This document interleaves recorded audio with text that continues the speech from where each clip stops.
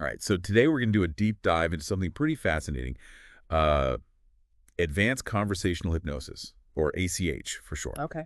And our main goal here is to really try to wrap our heads around how these ACH sessions can help people kind of unlock their true potential, Mhm. like, get to those deeper levels for real sustainable changes. Yeah. We've got some really interesting source material for this one, excerpts from a video called Learn Conversational Hypnosis, 1.mp4. Mm-hmm. And it features a session with a trainer in ACH named Virginie and, of course, a client whose identity will keep anonymous. Of course, yeah. The thing that immediately jumped out at me was this idea that, the whole approach really hinges on working with the unconscious mind to get those lasting results, not trying to, like, force anything. Yeah, absolutely. And I think what's so compelling right from the get-go is how subtly but effectively Virginie guides the whole process. It's not about like snapping your fingers or using some kind of, mind control trick to make someone change their feelings instantly. Right. It's much more about this gentle, collaborative exploration, really allowing the client's own unconscious mind to kind of like reveal and then naturally resolve whatever needs attention. Hmm. It's kind of like, I don't know if this analogy works, but it's like tending a garden, right? You don't just yank the weeds out. You got to create the right conditions for them to kind of release their grip naturally. Like that, yeah. Yeah. So let's jump into the actual session. Right at the beginning, the client mentions a couple of physical sensations that they're noticing, Okay. like a bit of a stomach ache and this kind of persistent warmth in their throat. Mm-hmm. They even say they feel like something has been brought out energetically, using words like rotting and, making strange noises. It's pretty vivid imagery. Yeah, it definitely paints a picture. It does. And these initial physical sensations, they're actually incredibly valuable within the ACH framework Okay. because the body isn't seen as just this like passive vessel. It's really seen as this direct link to the unconscious mind, that huge reservoir of all our experiences, emotions, beliefs, Yeah. the stuff that's operating below our conscious awareness, but still has this massive influence on how we feel and act. Mhm. So that stomach ache and the warmth in the throat, they're probably not just random, right?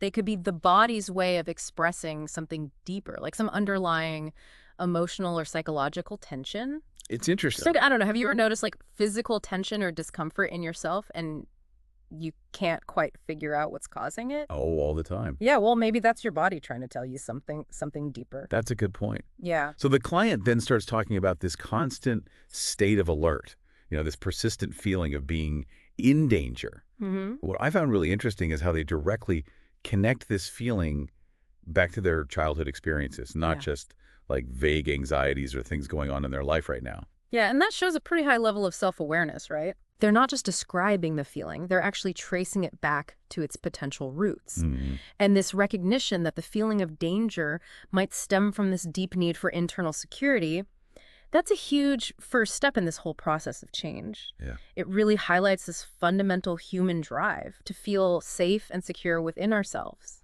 Absolutely. And they even explicitly say that they want to work on cultivating that internal security Right. so that they can find the motivation for their projects, their drive Yeah. from within, Right. rather than always relying on getting validation or feeling safe Yeah. externally. And that's such a key distinction, right? It is. Because relying only on those external factors for security, it can really hold you back. Totally. The client's realizing that. Yeah. I mean, think about it. Constantly chasing external approval, it's exhausting, and it never really addresses the core issue. You're so right. Yeah. But even though they have this insight, uh, there's this moment where they mention still needing to work on that internal security. And then almost right after they say that, the stomach ache comes back. Oh, wow. It's like their body's giving instant feedback on what they're talking about. Right. Isn't that interesting? It is. And this actually brings us to what we can think of as this kind of subtle form of testing that happens in ACH sessions. Okay. So Virginie, the trainer, isn't like grilling the client with direct questions about their deepest fears or anything. Right. Instead, these checkings about the client's physical sensations, the stomach ache, the throat warmth, even back pain later on, they act as these gentle indicators of what's happening at an unconscious level. So it's like the trainer's using these physical cues to understand what the unconscious is bringing forward. Exactly. It's interesting. So instead of bombarding them with questions, she's letting the client's body, their sensations, be the messengers. That's pretty cool. Right. And these physical responses, they create this ongoing stream of feedback, revealing where there might be tension, resistance, or even release without needing to explicitly ask these potentially like confronting questions. And I think it's really interesting to compare this to other approaches, like some types of neurolinguistic programming, NLP, Okay. where they might focus more on directly trying to change someone's thoughts or behaviors. Right. ACH is different. It's much more about observing and letting the unconscious lead the way, trusting that it has its own wisdom and knows how to create those shifts. So trust the process, basically. Exactly, trust the process. I No, like yeah. that. Yeah. So a little later on, the client mentions that the warmth in their throat is fading, but then back pain starts to emerge. Mhm. And they connect that back pain specifically to their structure, like their skeleton, which is interesting. Yeah, it is. And this is where we start to see the emotional trance method at work. All right, break that down for me. Okay, so the emotional trance method in ACH, it's essentially about creating change in the unconscious by working with the client's emotional and, importantly, physical experiences, not through like direct suggestions or trying to force things. And in this method, those physical sensations we've been talking about, they're seen as deeply intertwined with our emotions and mental states. Makes sense. Yeah, so the fact that back pain shows up, especially with the client's intuitive link to their core structure, it suggests that a deeper, maybe more fundamental issue is coming to the surface now. Like their unconscious is basically saying, hey, pay attention to this. Yeah, exactly. Pay attention to this. And it's interesting, the client seems to have kind of a mixed reaction to this, right? Yeah. One part of them is frustrated. They say, still here, damn it. Right. Like they're annoyed it's still there. Mm-hmm. But then another part of them recognizes that it's out in the open now and that have the potential to transmute, to transform. Yeah, I mean, that kind of internal conflict, it's super normal, Yeah. especially when we're dealing with these deeply ingrained patterns and beliefs. Makes sense. The conscious mind, it often wants a quick fix, right? Of course. So it can feel impatient or frustrated when an issue keeps hanging around. Oh. But at the same time, there's this deeper knowing that, hey, it's out in the open now and it can be transformed. That shows trust in the unconscious process. Right. And the client even calls it a heavy dossier. So they clearly know it's a big deal and it's been affecting their life. Yeah, for sure. And what's crucial here is that the focus is on allowing that transmutation to happen naturally, not forcing it, which is so central to the ACH philosophy. Absolutely. It's about letting that change come from within, Yeah. organically, not imposing it from outside. Right, creating the perfect environment for the unconscious to do its thing. Yeah, because those changes are going to be much more meaningful and lasting in the long run. Exactly, more profound and integrated, because they're coming from the client's own inner wisdom. Love that. Yeah.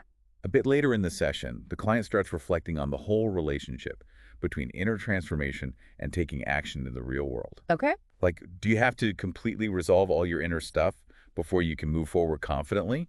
Or can the act of doing things actually help with that inner shift? It's a classic question, isn't it? It is. It's like the chicken or the egg. Totally. But what's so cool is that the client's own experience starts to provide an answer. Okay, tell me more. So they talk about how they've already been teaching, sharing their knowledge, even though they haven't always felt completely secure internally.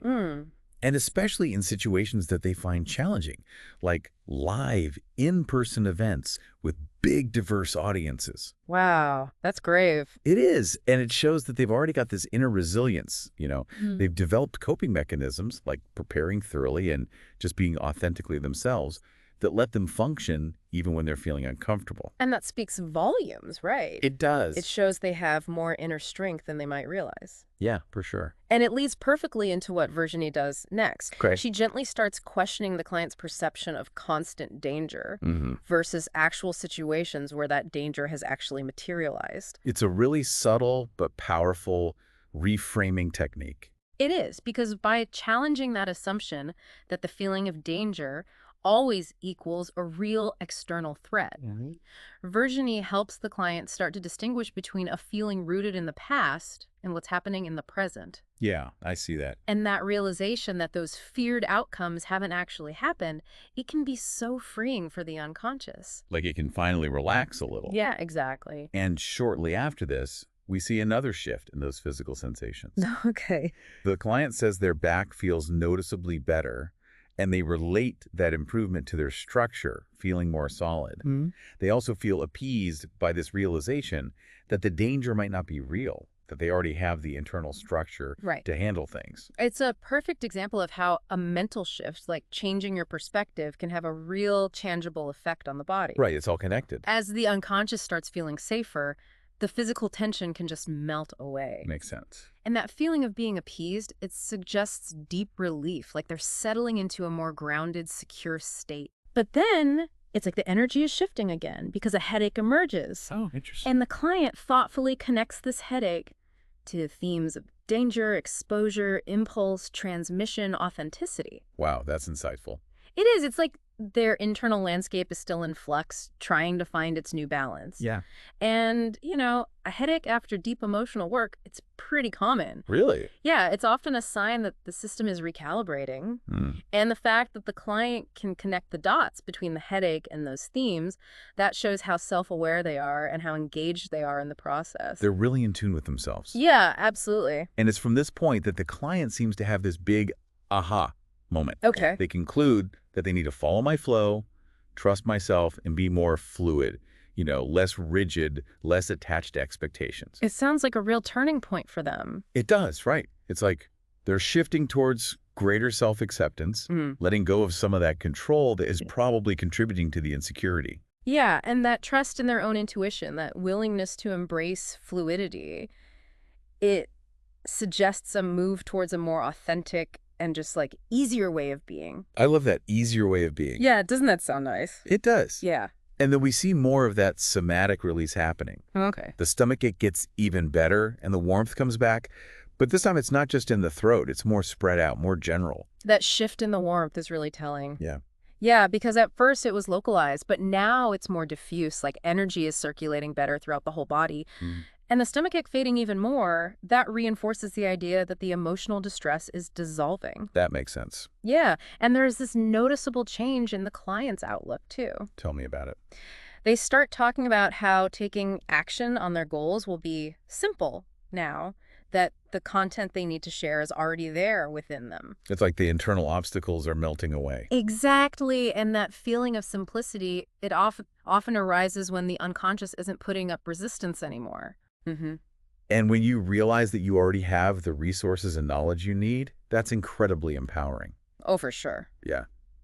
They do mention this one potential thing, like the need to use social media to reach more people, even though they prefer those direct in-person connections. Right. But they frame it as a matter of preference, not like a real internal block. Which is important because we got to distinguish between those internal emotional limitations and the external practical stuff. Right. The client's recognizing that wanting those in-person interactions, that's just their preferred way of connecting. It's not a barrier to getting their message out there. Yeah, that's healthy. Yeah. And then comes this huge breakthrough. Okay, what is it? The client realizes that all those feelings of not being confident enough, not having the right credentials, they've just vanished. Like, I let go of that, they say. Wow, that's massive. It is letting go of that ingrained self-doubt, that feeling of inadequacy. It opens up so many possibilities. Like a whole new world. Yeah, exactly. We also hear about the client yawning and belching, which are seen as more physical signs of emotional release. Yeah, those are pretty common when pent-up emotions and energy are being let go. Interesting. Yawning can be a way for the body to regulate and release tension, and belching might be about releasing trapped air that was associated with holding on to those emotions. And of course, they're feeling tired too, which makes sense after all that intense inner work. Totally. By the end of this part of the session, the client says their stomach feels good again, their structure feels solid and supportive, and there's a general warmth in their chest area. The stomach ache is gone, which is a strong sign that real processing and change has happened at that unconscious level. Wow. And that warmth in the chest, it can often be linked to feelings of openness, emotional warmth, connection with yourself and others. That's beautiful. It is. And then comes this really profound realization. Okay. The client reflects on the session and says they've probably been internally secure all along. They just didn't realize it consciously. It's amazing that this is happening in real time. I know, right? Like during the session. And they were waiting for some kind of external validation, some sign from the outside world that they were safe and secure, instead of acknowledging their own inherent self-reliance. That's a big one. It is. It's a game changer, because once you recognize that inner strength, that you've always had it, it changes everything. It's like they finally see this valuable resource they've always had. Exactly. And it makes you wonder, where in your own life might you be looking for external validation for something that's already within you? That's a powerful question. It is. And the immediate impact of this realization for the client is huge. Yeah, how so? They feel capable of quite a few things now, like Sure. a world opening up before them. It's the power of working with the unconscious. It can unlock so much potential. Yeah. And then as the session wraps up, Virginie suggests a power nap. Oh, interesting. Because sleep and dreams are when the unconscious mind is really active. Ah. So it's like, take a break, let your conscious mind rest, and let your unconscious integrate all these changes. It makes total sense. It does. It's about supporting the mind and body's natural way of integrating things. I like how the guidance is so tailored to that internal process. Yeah, it's really thoughtful. And if a nap isn't possible, she advises the client to just pay attention to any signs of integration that might pop up in the hours, days, even weeks after the session, like changes in sleep patterns, cravings, maybe a temporary headache, or those sudden insights. Yeah, those aha moments. Exactly. And it's important that they're framed as temporary and ultimately positive. Right. It's like, hey, your unconscious is adjusting. It's a good thing. And encouraging them to share any feelings or insights, that's great too. Yeah, it provides ongoing support and keeps the process going. It sounds like such a powerful experience for the client. It really does, and it highlights how much we can achieve when we work with the unconscious mind. Totally. Respecting its wisdom, letting it lead us to our full potential. Absolutely. So to wrap up our deep dive, we've looked at a part of an ACH session led by Virginie, where she helped a client identify and start to address those unconscious blocks around their sense of inner security. We saw how the client's physical sensations, that shifting stomachache, the throat warmth, the back pain, they were all clues to what was happening unconsciously. Right. And that emotional trance method was in action, facilitating change from within without forcing anything. And in the end, the client had this profound realization of their own internal security, which opened up all these new possibilities for them. Yeah, it's about creating lasting change that comes from the inside out, not a quick fix from the outside. Exactly. And that brings us to a final thought for you, our listener. Okay. How often do you think you might be overlooking your own strengths and inner resources while you're busy searching for validation or safety outside yourself? And what subtle physical sensations might be giving you hints about your own unconscious processes if you just tuned in a little more? That's a good one to ponder. It's something to think about on your own journey. Absolutely. Thanks for joining us on this deep dive. It's been really enlightening. It has. All right. That's all for today. See you next time. Take care.